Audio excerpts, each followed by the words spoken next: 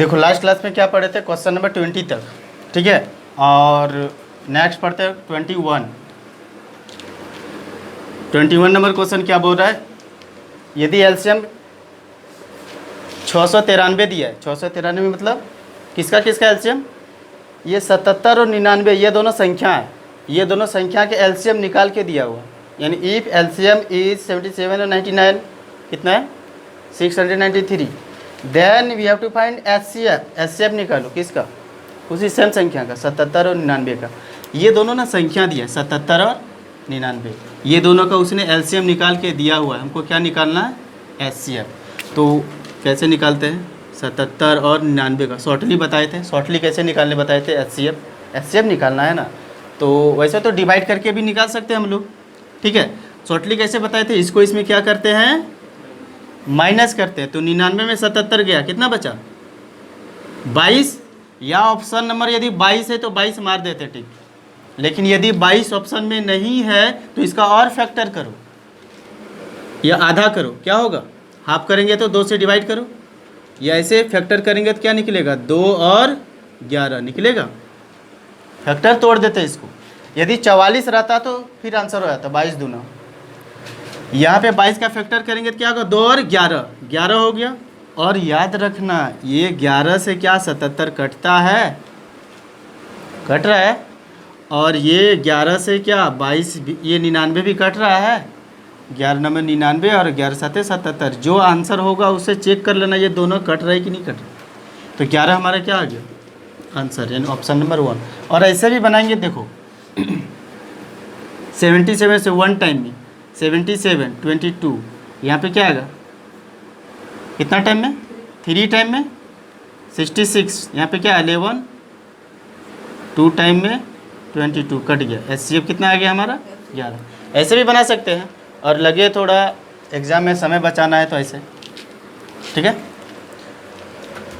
Next question देखो क्या है, बोलता है यदि एचसीएफ 16 और वाई खाली है, 16 और वाई का एलसीएम वो एचसीएफ निकाल दिया है, कितना निकाला है 8 है।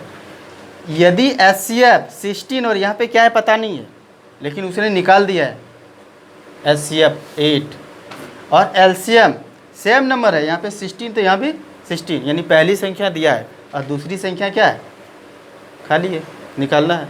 ये पहली संख्या और ये दूसरी संख्या है, तो पहली संख्या यहाँ पे 16 और वाई यानी यहाँ पे जो होगा दूसरी संख्या यहाँ भी वही होगा। तो एचसीएफ कितना है बताओ, एचसीएफ कितना है 8 और एलसीएम कितना है 48, एलसीएम भी निकाल दिया और एचसीएफ भी फाइंड कर दिया है। तो हमको निकालना क्या है किसका वैल्यू, कि y के जगह क्या था, जो एचसीएफ निकाला तो 8 हुआ, और यहाँ पे y के जगह क्या था, जो एलसीएम निकाला तो 48 हुआ। या तो इसमें से 24 हो सकता है y के जगह, 16 भी हो सकता है, 8 भी हो सकता है और 48 भी। अब होगा कौन सा, कैसे निकालेंगे, तो एचसीएफ कितना दिया है बताओ, एचसीएफ 8 और एलसीएम 48, यहाँ पे हमको क्या निकालना है y, और पहली संख्या इसको क्या बोलेंगे पहली फर्स्ट नंबर मतलब पहली संख्या दिया है कितना 16, और y क्या है हमारा सेकेंड नंबर मतलब दूसरी संख्या निकालना है। पहले वाला क्लास में बताए थे, क्या बताए थे कि एचसीएफ गुना एलसीएम इक्वल टू क्या होता है first number multiply second number. HCF कितना है 8 और एलसीएम कितना है 48 इक्वल टू फर्स्ट नंबर क्या है 16 और सेकेंड नंबर क्या है y। जब यहाँ पे y हो जाएगा तो ये क्या इसके नीचे आ जाएगा, 16 तिया 48 8 तिया 24 8 तिया 24, यानी y बराबर कितना निकला 24। 24 कहाँ पे है ऑप्शन नंबर ए।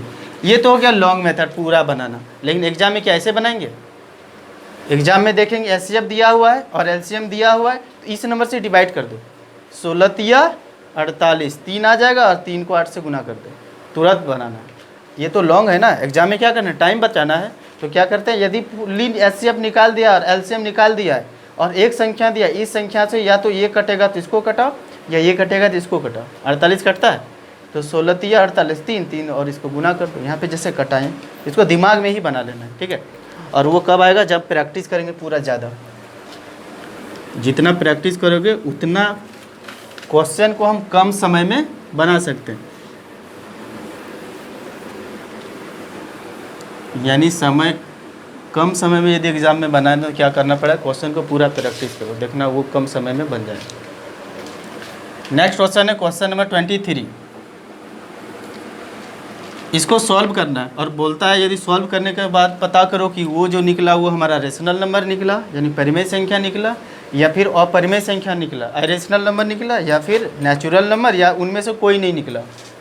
ठीक है, सॉल्व करते हैं इसको। कैसे सॉल्व करते हैं, 6 प्लस, इसी तरह का एग्जाम में पूछा जाता है। ठीक है, 4 माइनस 3√3, मतलब जितना क्वेश्चन हम बता रहे हैं ना सब तरह का बताएंगे, उसको सिर्फ बना लो। यदि सब तरह से तुम लोग सीख गया तो इस और कोई तरीका ही नहीं बचेगा। ये क्या होगा, यहाँ पे -4 होगा और माइनस प्लस क्या होगा बताओ। 6 और 4 माइनस हो जाएगा, 2 हो जाएगा। गुड। अब यहाँ पे देखते हैं क्या ये सेम रूट है, देखो यहाँ सेम रूट है, सेम रूट होगा तो ये प्लस होगा कि नहीं होगा, प्लस हो जाएगा। 5 और 3 8, और यहाँ पे प्लस और प्लस, यहाँ भी प्लस, और √3 का क्या होगा, यूनिट रह जाएगा। तो ये क्या है, ये हो गया हमारा, पहले बताए, इससे पहले फर्स्ट क्वेश्चन ही बताए होंगे कि जब परिमेय संख्या को अपरिमेय संख्या से, ये तो अपरिमेय होगा, रूट क्या 3 निकलेगा बाहर, तो ये हमारा अपरिमेय संख्या हो गया। और अपरिमेय संख्या के साथ ये परिमेय संख्या यहाँ पे गुना है, तो ये पूरे क्या हो गया हमारा, अपरिमेय होगा। और फिर ये अपरिमेय संख्या इस परिमेय संख्या के साथ क्या है, प्लस है, तो कोई भी यहाँ गुना रहेगा, प्लस रहेगा, माइनस रहेगा, डिवाइड रहेगा, तो ये पूरी का पूरी क्या हो जाता है हमारा, अपरिमेय। तो यहाँ पे कौन सा ऑप्शन हो जाएगा हमारा, बी। ऐसे सॉल्व करना है। ठीक है, नेक्स्ट है 2 लगातार प्राकृत संख्या का गुणनफल। हमेशा पूछ रहा है, इस पे ध्यान देना, इससे हमेशा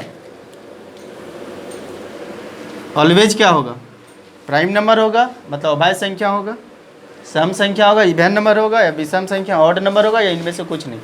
कहता है 2 लगातार प्राकृतिक संख्या लेंगे। प्राकृतिक संख्या कोई भी 2 बोलो, जैसे 2 और 3 क्या हो गया 6, 4 और 2 8, 3 और 4 12, 7 और 8 56। कैसा लग रहा है, सब सम लग रहा है कि नहीं लग रहा है।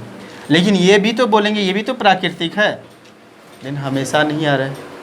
कैसे, तो इसमें माइनस लगा दो, तो ये क्या हो जाएगा, माइनस में आ जाएगा। तो माइनस में क्या होगा, माइनस में है बट ये क्या है, सम है, लेकिन सम संख्या 2 से विभाज्य होगा कि नहीं होगा, हो जाएगा। लेकिन प्राकृतिक संख्या होगा क्या, ये -6 प्राकृतिक संख्या होगा। प्राकृतिक संख्या कहाँ से स्टार्ट होता है, 1 से। इसलिए हमेशा, ये कभी कभी हो सकता है, ये कभी कभी हो सकता है, लेकिन हमेशा नहीं होगा। हमेशा क्या होगा, सम संख्या, इवन नंबर।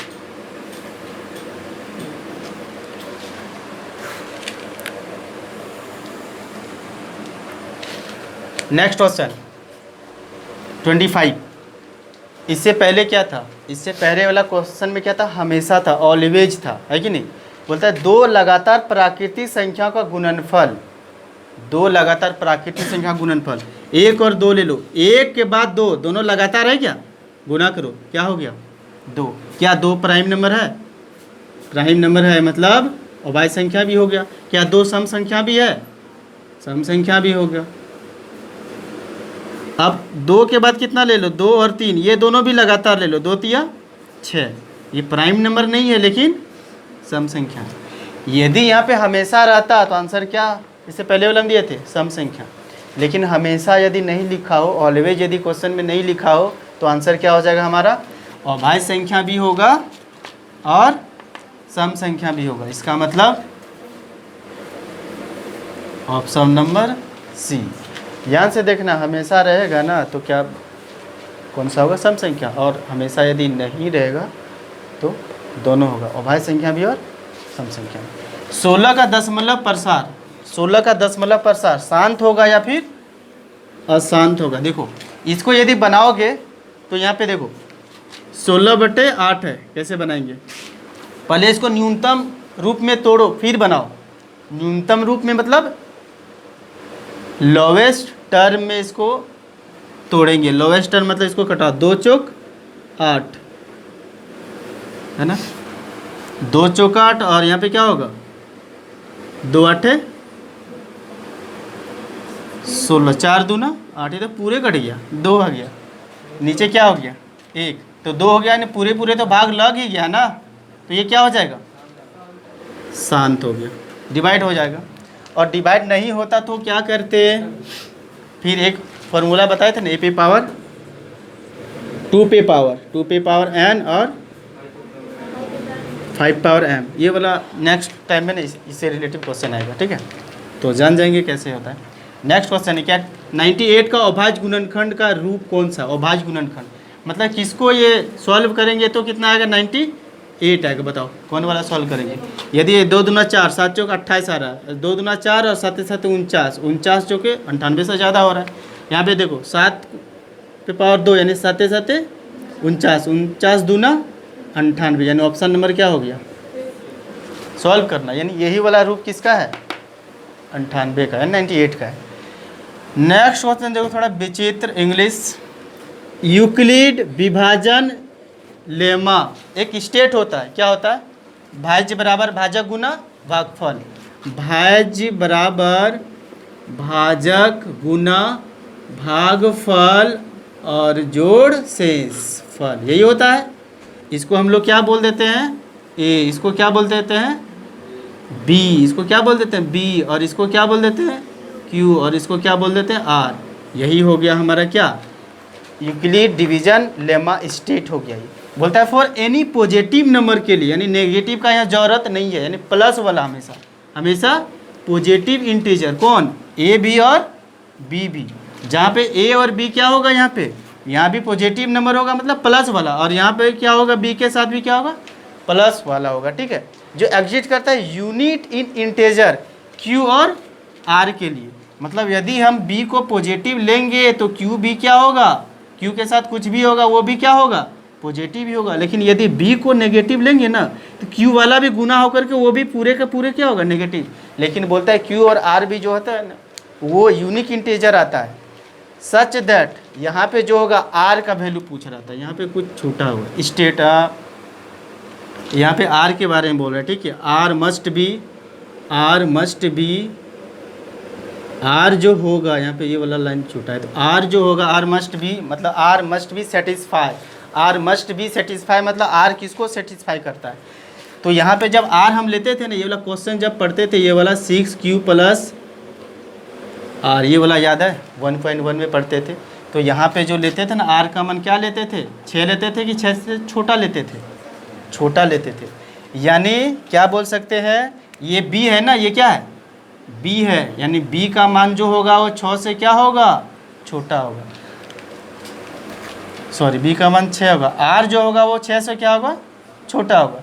तो ध्यान से देखो यहाँ पे क्या बोल रहा है आर का मान 1 से बड़ा होगा नहीं, आर का मान हम लोग कहाँ से स्टार्ट करते हैं 0 से, आर 0 से बड़ा होगा, 0 से बड़ा हम लोग आर लेते कहाँ से 0 से लेते हैं, लेकिन यहाँ पे क्या बोल रहा है आर 0 से बड़ा है, 0 से बड़ा है मतलब वो 1 बोल रहा है, और लेते हैं हम लोग क्या है 0 से स्टार्ट करते हैं, तो 0 से स्टार्ट कहाँ पे हो रहा है 0 बड़ा बराबर आर का मान, यहाँ पे कैसे पढ़ेंगे आर का मान जो होगा वो 0 बराबर होगा मतलब 0 भी होगा, ये बोल रहा है आर का मान जो होगा वो 0 नहीं होगा 0 से बड़ा होगा यानी 0 नहीं होगा, और ये बोलता है आर का मान 1 नहीं होगा 1 से, तो हम लोग आर का मान स्टार्ट कहाँ से करते हैं धनात्मक पूर्णांक और ऋणात्मक पूर्णांक प्रूव्ड करने वाला आ रहा था उस टाइम आर का मान हम लोग 0 लेते थे, फिर क्या लेते थे 1 2 3 कहाँ तक, यदि 6Q है तो 5 तक लेते थे, यदि इस तरह का रहता 3Q प्लस आर ए बराबर दिया हुआ रहता तो आर का मान हम कहाँ तक लेते, आर का मान 0 लेते 1 लेते और 2 तक, 3 रहता है तो हम इससे क्या करते हैं छोटा ही लेते, लेकिन स्टार्ट कहाँ से करते हैं 0 से, तो 0 बड़ा 0 ये वाला हो जाए 0 इसमें आ रहा है, लेकिन b से छोटा ये बोल रहा है ना b से छोटा, तो b से छोटा मतलब इससे छोटा है ये, यानी सेटिस्फाई किसको कर रहा है सी नंबर, ठीक है। नेक्स्ट क्वेश्चन देखो 29 नंबर, 29 नंबर बोलता है वह बड़ी संख्या ज्ञात कीजिए। सीधा सीधा बोल रहा है, बड़ी बोल रहा है मतलब हमको एचसीएफ निकालने बोल रहा है। लास्ट क्लास में पढ़े थे बड़ी से बड़ी रहेगा, बड़ी संख्या ज्ञात कीजिए मतलब एचसीएफ निकालना है। 70 और 125 का 70 और 125 को विभाजित करने पर शेषफल क्रमशः 5 और 8 बचता है। मतलब इसमें से 4 ठो आंसर दिया हुआ है। यदि इसको इससे डिवाइड करेंगे या इसको इससे डिवाइड करेंगे तो शेषफल क्या बचेगा, 5 बचेगा और 8 बचेगा। बहुत तरह से ये बनता है, सिंपल। 13 से भाग दो इसको, 13 बचे, सीधी सी बात। जानना है तो सीधा से, और लॉन्ग मेथड बनाना है तब तो फिर इसको भाग दो, 13 से भाग दो। 13 बचे 65, कितना बच रहा है शेषफल, 5 बच रहा है। और यहाँ पे क्या 125, किससे भाग दो, 13 से ही भाग दो। 13 17 से कितना बच गया, 117 गया, कितना बचा 8 8। देखो 5 और 8, 5 और 8 यानी ऑप्शन नंबर क्या हो जाएगा ये। या तो इस तरह से बनाएंगे, शॉर्टली बनाएंगे तो कैसे बनाएंगे, डायरेक्ट डिवाइड कर दो, एक ऑप्शन लो। 9 से डिवाइड करेंगे तो नहीं आएगा, 9 से डिवाइड करके देखना 5 से फल नहीं बचेगा। और फिर 9 से इसको डिवाइड करके देखना 8 से फल नहीं बचेगा। चारों में से तो कोई एक ही ना आंसर होगा। तो क्या करेंगे, जो भी बोलेगा उसको करना डिवाइड कर देना। डिवाइड करने के बाद यदि शेषफल को सेटिस्फाई करता है तो आंसर वही हो जाएगा। और या नहीं तो यदि लॉन्ग मेथड सीखना चाहोगे तो कैसे बनाते हैं, शेषफल कितना बच रहा है 5 और 8, क्रमशः बोल रहा है तो 70 में पहले ही 5 घटाओ, कितना हो गया 65। और 125 में कितना घटाओ 8, तो कितना हो गया 117। अब 65 और 117 का फिर एलसीएम निकालो। एलसीएम कैसे, एचसीएफ सॉरी, कैसे बताए थे, घटाओ, घटाएंगे तो कितना होगा 117 में 65 घटाओ, यहाँ पे 2 और यहाँ पे 5, 52 हो गया। सही है ना, 52 ऑप्शन है नहीं है तो इसका फैक्टर करो, तोड़ो इसको 2 से, 2 दूना 4, 2 6 26, 26 है आंसर नहीं है। फिर इसका फैक्टर करो 2 और 13, 13 दूना 26, 13 है, 13 आंसर हो गया, यही हो गया। इस तरह से लॉन्ग मेथड हो गया। और शॉर्ट मेथड क्या, ये तो साफ साफ से बोल रहा है यदि आप भाग दीजिएगा तो शेषफल 5 और 8, तो भाग दो, इस संख्या से भाग दो। अच्छा 13 से नहीं आता तो फिर किससे भाग देते हैं, 9 से भाग देते हैं 70 को, देखते हैं 5 आ रहा है कि नहीं आ रहा है, ठीक है। और फिर 5 आ जाता तो फिर इसको भी भाग देते हैं, 8 आना चाहिए, किसी न किसी से तो आंसर आ ही जाता है। नेक्स्ट क्वेश्चन क्या है,